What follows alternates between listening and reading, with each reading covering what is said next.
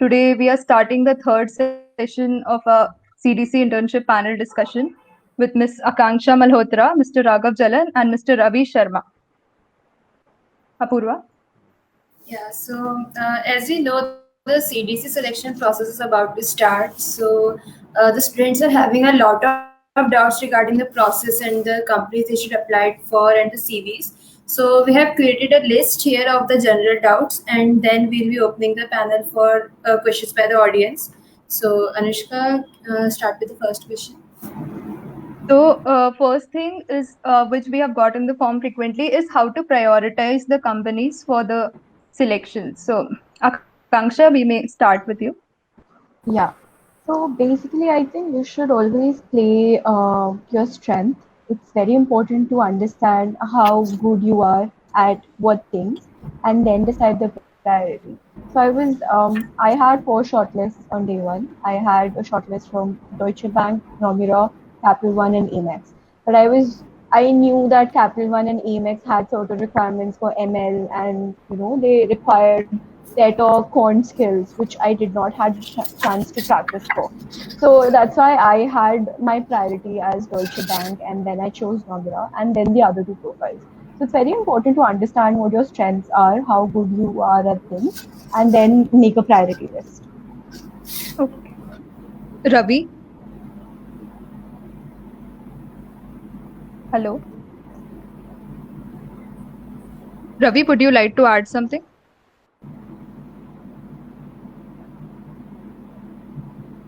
I think Ravi is not able to hear us. Raghav? So for prioritizing the company, firstly you should know that in finance also which segment do you want to target. If you want to target a MNC or the Indian bank itself, and so the best thing about this will be if you talk to the seniors who have already interned in these organizations, they can tell you better that where the learning is more and where they like to work. And if the companies are coming on separate days, then I think targeting big names itself is a very good way to go here, as not all the banks will be coming down on the same day. So if you go about targeting big names like Citi, HSBC, or DB, Nomura, so just go in the order, I'll say, as they are coming to the campus, and don't miss out on any of the opportunities. Ravi, can you hear us? Yes. Would you like to add something? Yeah, in my opinion, like you don't should have a proper strategy for applying because in CDC internship, it's not bottleneck by the number of companies coming on a single day. You can have multiple interviews because the sheer number of companies relatively less. So you can give multiple interviews. So apply just normally to all the companies based on the given profile and then prioritize after getting shortlisted. If it's possible that you are mainly focusing on one company but didn't get a shortlist and you didn't fight for another company, but maybe you had a better chance for them. Yeah. So, as we know, the CV submission is on, and people are making a lot of edits in their CV and uploading them on the portal. So, what, according to you, are good essentialities of a finance profile CV? Raghav, can we begin with you? So, I'm not enrolled in the FP course or the economics course like which we have on campus. So, for such people, I think if you have listed your coursework in finance, suppose your courses from VG they help you a lot. And also, like if you have any projects in VG that also gets the eye of the interviewer. So, in my case, I was doing my BTP in VG which was very interesting to Yeah. the recruiters. And also in my coursework, I had courses like financial engineering from industrial department. So like enlisting the courses and your projects which you have done in finance, like helps you answer the question like why you are firstly interested in the profile. So if you're targeting for finance profile, I think it's better if you uh, mention the coursework which you have and your projects if you have any, and if not, just go about mentioning the competitions in finance which you took participation in. Ravi? Yeah, I have a slightly different opinion in this regard about the CV submission. I think for finance companies, a lot of finance companies don't really think about your prior finance experience. They just want to know that you have prior experience in some other field or some relevant field if that is beneficial for you. A higher CGPA is a requirement for some companies like Credit Suisse for last year. But in my case, I didn't have any interns or projects before the CDC internship, but I was still able to crack. And there have been many instances where students from non-finance background have been able to score a finance internship or a placement. So a non-financial background can also lead you land up in a finance role. So it's not a proper hierarchy of people getting into finance should know finance. So you can basically work on that. Akanksha? I think I would definitely agree with Ravi here. I had no prior experience in finance, no internships in finance. I just had one thing that my department was economics, but no prior experience.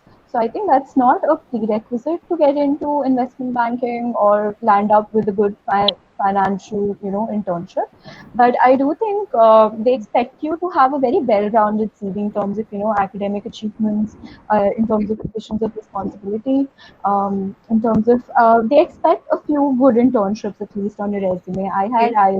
ISP on my resume, so I think that did help me, and my positions of responsibility went a long way in helping me. Hmm. Again, that's not a prerequisite, but it's something that will get you brownie points. And then, of course, extracurriculars are equally important. You cannot just neglect that section entirely.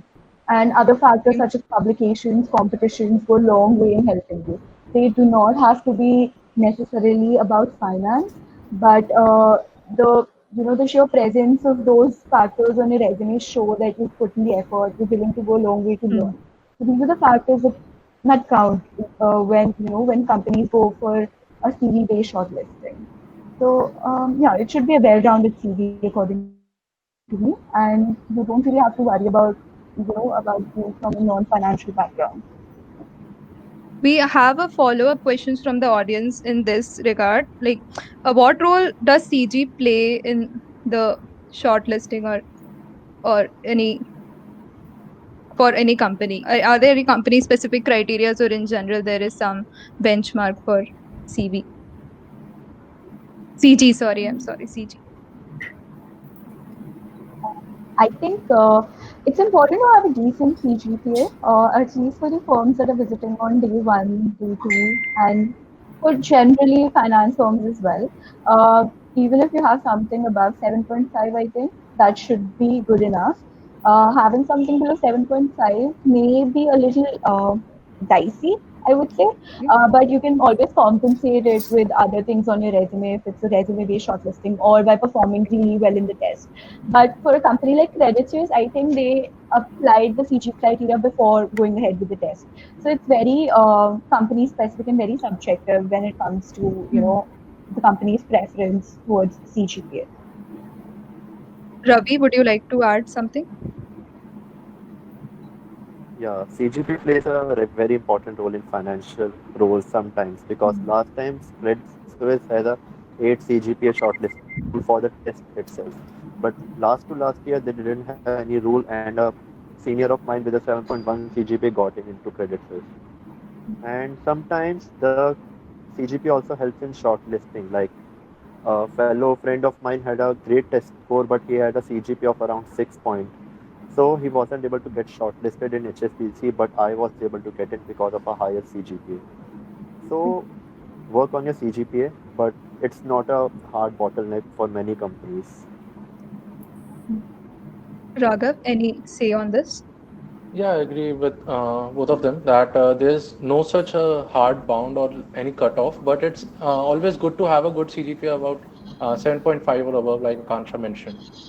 Because like anyway, if you get through the shortlist, the interview or the HR might look at your CG, and there could be a like a hidden criteria which you might not make even after clearing the test. So we have the next question with us, Apurva. So our next question is that could you please tell us about the general selection process of the companies you appeared for?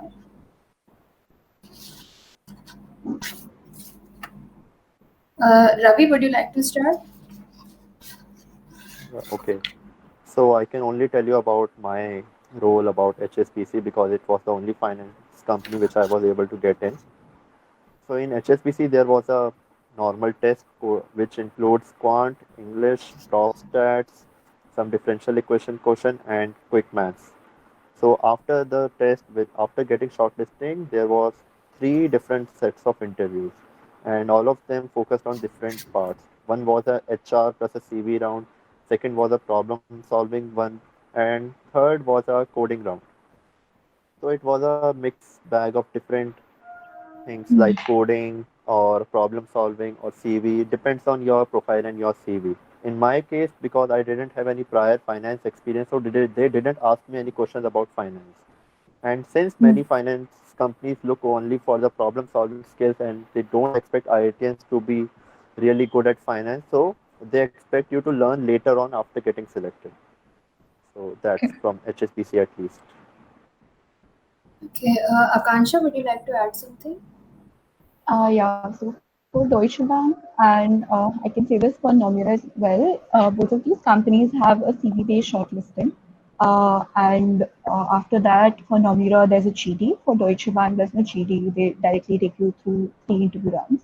Specifically talking about Deutsche Bank, once you submit your resume or once you apply for the firm, you have to go through one round of psychometric test.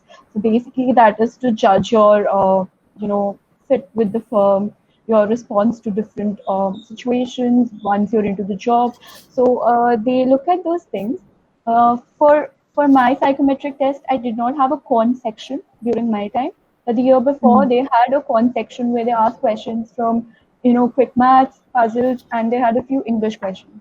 So I think they removed that section last year. I'm not sure what they're going to do this year. But for me, it was a simple psychometric test.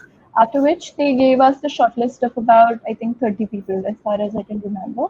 And then they take you through three rounds. And each round is like an elimination process. So if they don't like you in the first round, you won't be taken through the next two rounds.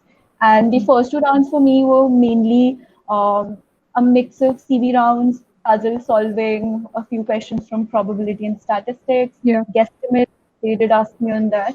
And the last round was again an HR round where they again asked me about my resume, a few guesstimates, general questions about why I want to pursue finance when I don't have any prior experience, what has motivated me to join investment banking, and similar questions on those lines. Again, like Ravi mentioned, I was not familiar with finance. I was very clear from the beginning of my, interview that I'm not comfortable answering questions about finance. I'm not well prepared, but I can answer any other type of questions. And they did grill me on, maths questions, and they Yeah. did grill me on guesstimates and puzzles and prop stats. But they were very understanding. And I think the interview process as a whole is not something that the interviews do for fun or to embarrass you. It's a very it's like a conversation. They'll help you. My interviewers were very nice on this aspect. They helped me through puzzles when I got stuck, and they judged me more for my analytical capabilities rather than for my ability to get to the right answer anyhow. Yeah. So they look for a very structured thinking. I would say good communication skills. It's very important that you communicate well. You include the interviewer in the process of problem solving. So these are the factors that played a very important role for me, I think. Okay, so Raghav, would you like to tell about your experience? Yeah, so similarly for City also, firstly, there's a test shortlist. So the test is only based out of quant questions where you have approximately 60 to 70 seconds per question.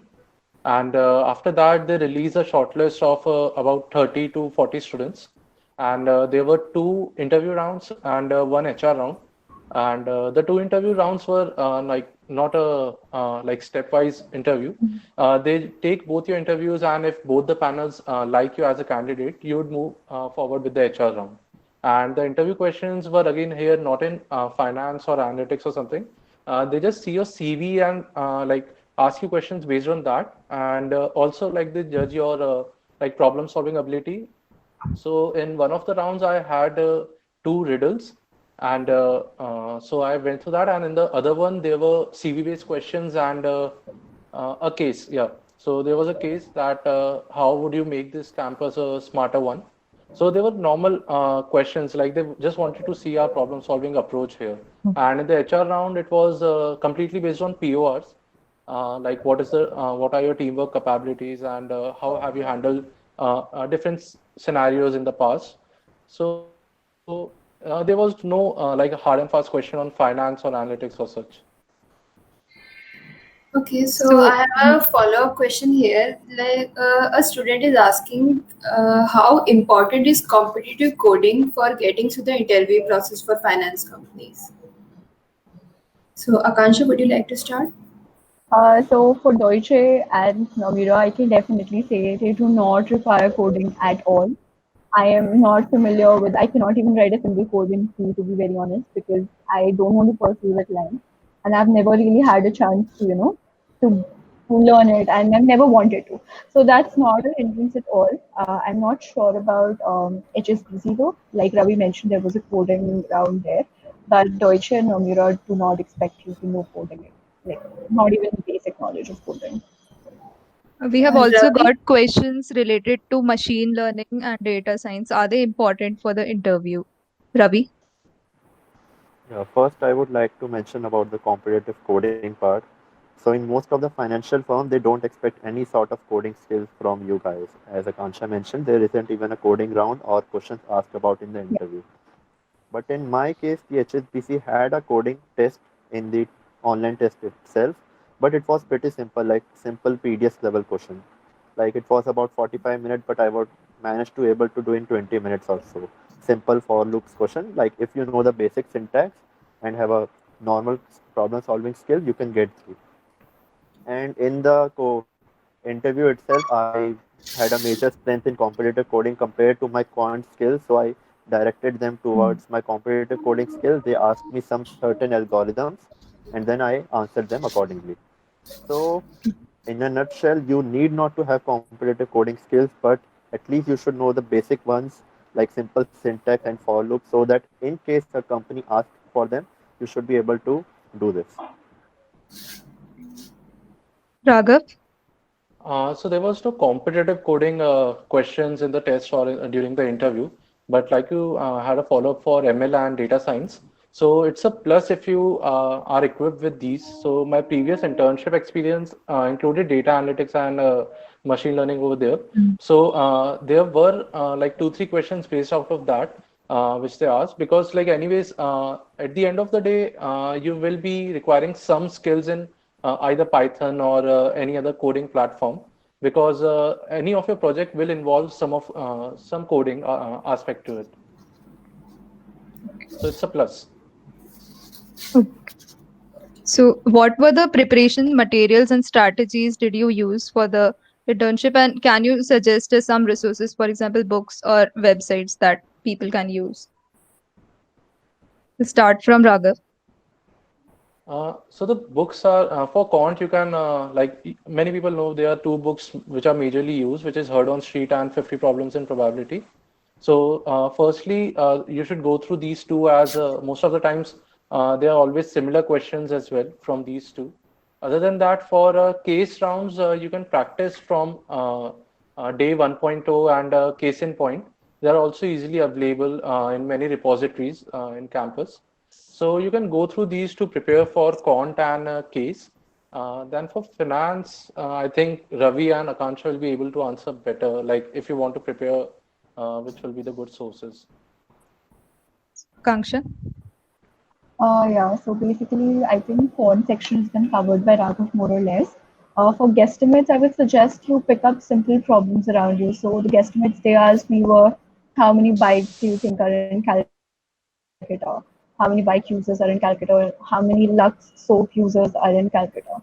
So it's these are the sort of problems they'll generally ask you. So you need to have a basic understanding of how these guesstimates generally work. How do you segment them, whether it's a demand problem or a supply problem. So you can pick up any guesstimate book. You can like just search in Google and you'll find so many resources to work on this aspect. And apart from this, I think another requisite or another important factor that you guys should be looking at is preparing a resume. So the most important part of your interview is to defend your resume completely. If there's even one point in your resume that you fail to defend, it shows your incompetency, or it shows that you were not serious about something or some project on your resume, which will send across a very bad impression. So I think It's very important. So let's say you've written top stats on your resume. You should be very, very familiar with that. If you've mentioned, let's say, Python on your resume, so you should know that. You can always expect questions. So if you're not confident, it's better to not write it on your resume, or it's better to clarify at the beginning of your interview that I will not be, like, I'm a beginner at this and I will not be able to answer any difficult questions about this. So that's about the general aspect of the, you know, the interview. And when we specifically talk about finance, I am not very experienced to answer this question, but I would still say that you should be very aware of the recent happening. So for a company like Nomura, they put you through a GD, and even in their interviews, they'll ask you basic questions on, what do you think has been happening in the economy? Now, recently, COVID is there, so they'll ask you Yeah. questions about its impact on the economy, its impact on different sectors, maybe. So that is something that you should be very familiar with, and you can always look up maybe online resources for finance, or from what I've heard, people also maybe look at CFA level 1 material, like just a glance to Yeah. understand sort of topics that they may cover. Because CFA level 1 material is usually considered to be very beginner level, and you can always have a look, even if you don't want to go in such depth. You'll always get an idea of what the topic is about and a basic understanding of what the topic includes. Ravi? Yeah, so as they both have mentioned, the hard on the street and 50 challenging problems are pretty great, and questions straight from the forward for these books are repeated in the test or the interview itself. But one another thing that I would like to add is the mental ability section, like the fast quant section. That is really Yeah. important. And you should at least do some quant exercises like fast maths and all that stuff of the cat questions in a timed way. Like have a simple mock test about 4 to 5, and then you can assess your limitations or your problems about certain aspects. Like Raghav is pretty great in quant, so he would be able to explain more about this stuff. But I think you should at least prepare for 5 to 6 mocks. That's why you can do it. Sorry. Raghav, insights for quant So, preparation. like not really good at it, but the best source, like Ravi mentioned, will be CAT mock test. They are easily available, and the level of the question is more or less the same. Like if you talk about city, so you just have 60 to 70 seconds for a question. So the questions Yeah. are not very tough. You just have to understand what the requirement of the question is quickly. So it won't only be on maths. It won't only be on English. There could be like true or false based questions with, depending on different scenarios about how a person acts in it and different things. So the CAT material provides you the best insight for preparing for quick quant questions. I think this will be really helpful for people who are preparing. The next question is, how many profiles should one prepare for? Ravi? Yeah, that depends on but on absolutely your thinking about what you want from your career in the next few years. Like if you want to do an MBA or an MS, then a great brand like Goldman Sachs or JPMC would do better. But if you are completely profile specific, like a more of quantitative analyst or a quant role, then you should prepare accordingly. And bear in mind, like you can skip the money part or the brand name if you are certain about a particular profile. Like unless you have a moral obligation or a money problems, then you shouldn't aim for the big profiles unless you don't need that amount of money. So prepare for the role that interests you more rather than the big brand name or the money if it interests you otherwise. Akanksha? Again, it is a very subjective thing. I personally, I would say I was very clear on the fact that I'm not going to go for data sciences or coding or any sort of analytical job. That's something that I never targeted. Even my work at DB was purely based in Excel. I did not. My co-interns did use other software. Some of them had to use Python. Some of them had to use VBA. But my work was plainly on Excel. I did not even have to use macros, basic macros. So it's very, very clear from the beginning that I don't want to go for these profiles. So for me, it was an elimination process, but it's always up to the person how they want to move ahead. If people, they do want to get through CDC, it's always good to prepare for at least 2 to 3 specific firms, I would say, and not profiles, because each firm may, the firms that you're targeting may require different sort of practices or different sort of, preparation strategy. But taking more than three on your plate may prove cumbersome and may, result in loss of all Yeah. sorts of opportunities. So it's very subjective, and every person should be very clear about what their end goal is when they're, selecting their career path. Raghav? Yeah, I think they both summed up pretty much everything which I had to say.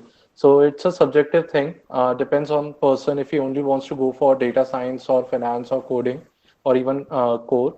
So in my case, I wanted to prepare more for the like for a diversity in my profile. I wanted to go for a finance internship. So that's why I was only targeting the MNCs. So I think like yeah, it depends from person to person and your end goal, like what you want from the internship.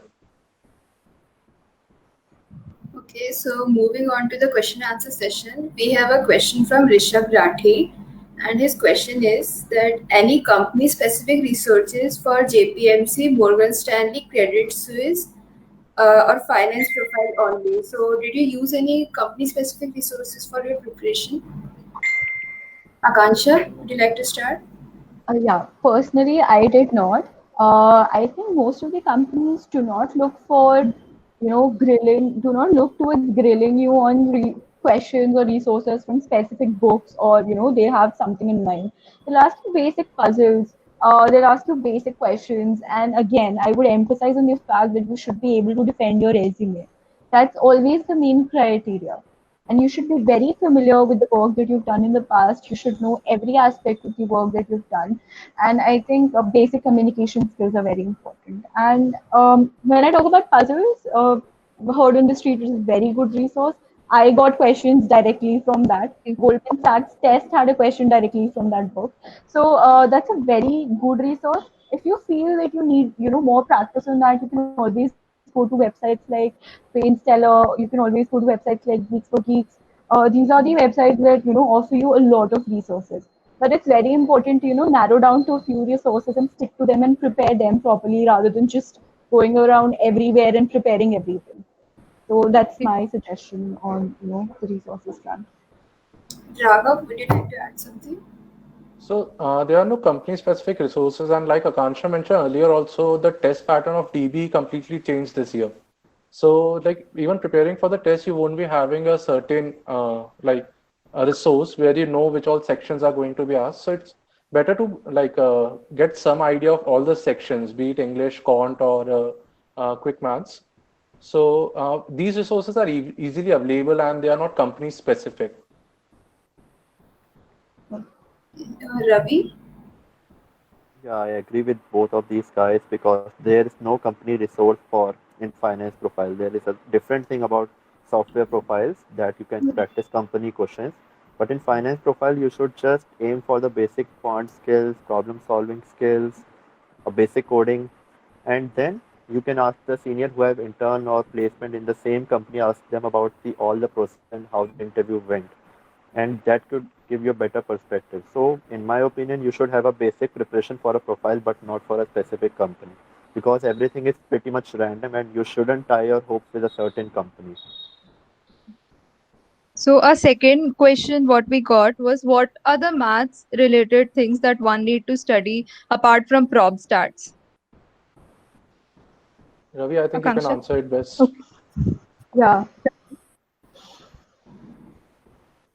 Kansha, go forward.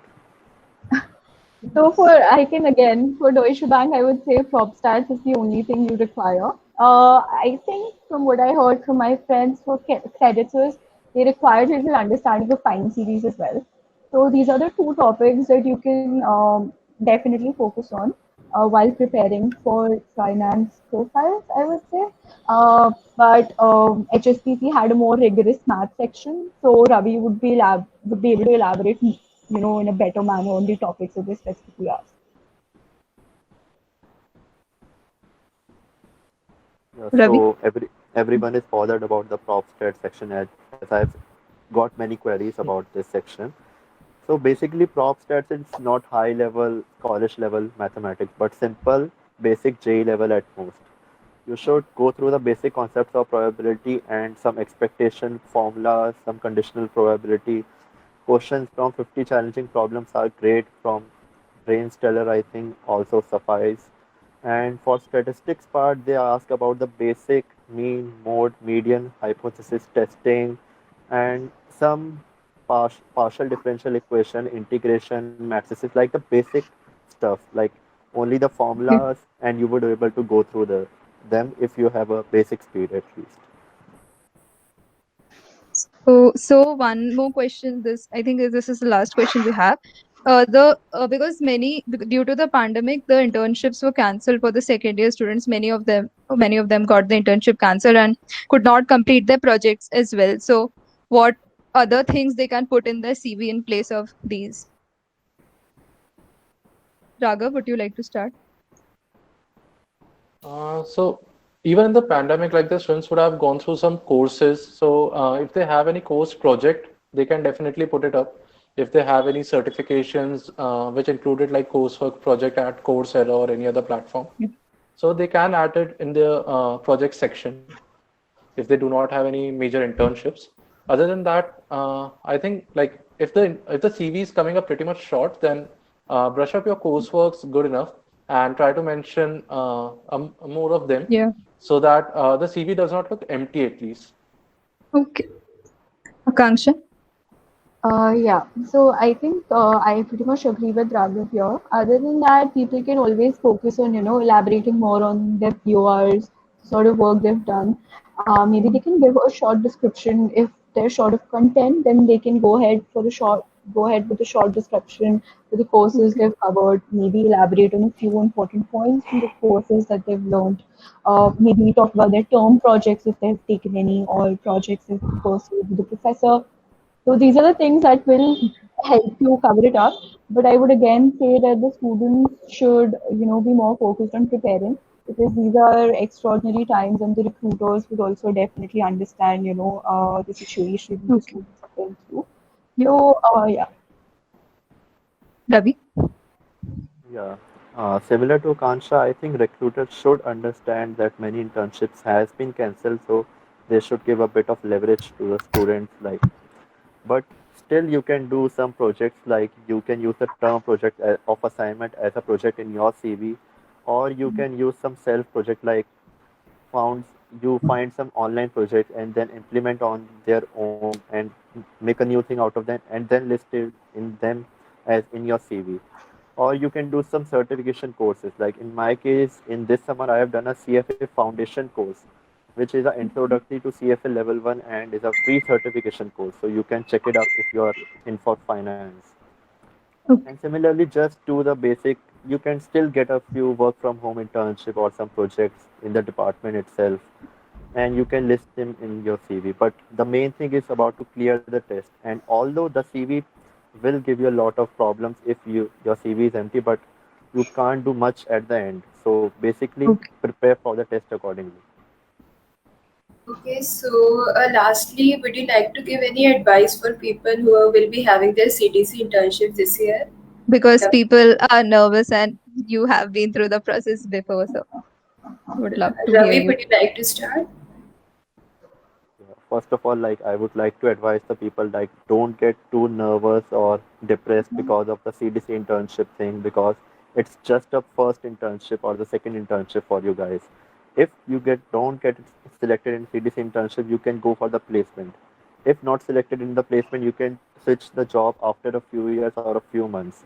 So don't get all bothered up like if this is your last chance to get in finance or some other role, and basically prepare accordingly and don't let it hurt you mentally. That's my basic takeaway. Akansha? Yeah, so I would say these are unprecedented times. I think a lot of people are going through a lot of mental stress, thinking about their futures, how messed up they'll probably be given the current situation of the economy. But my suggestion would be this is not the end of the world. Things are going to get better. And if you don't manage to get through CDC, that does not mean that you're not good enough. I've seen people, with non-CDC internships getting jobs on day one as well. So that there are always so many opportunities for you guys to explore out there. And it's very important that you reach out to your seniors for any sort of help. Nobody would ever refuse you. It's very important that you guys take every sort of support available to you at this point of time. lean on your friends, your seniors. They're always ready to help you. So, Yeah. and don't stress unnecessarily. It will be all okay and will go well. Raghav. So exactly, like even if you don't get like internship on day one or day two, like it's not the end. And it's still like even if you don't get a CDC internship, you have too long. Like being a pre-final year student, you'll still have 2 long years to prepare yourself for the as we term real world or the corporate world. So 2 years will be enough time for you to again prepare yourselves in finance profile and any other coding profile. And you can later on apply, like Ravi mentioned, you can switch your jobs after a few months or after a few years, even if you want. So people get into core profiles and either move to MBA or directly switch to a finance role as well by giving exams like CFA or FRM during their other jobs. So like, do not get stressed out a lot and just keep a happy face while you're applying to all the companies and doing the interviews as well, as that definitely helps. And yeah, one important thing, like make sure your friends are in a good mental state, even if you are getting selected on day one or two. Yeah. Just make sure that your friends who are not, you are there for them at all times.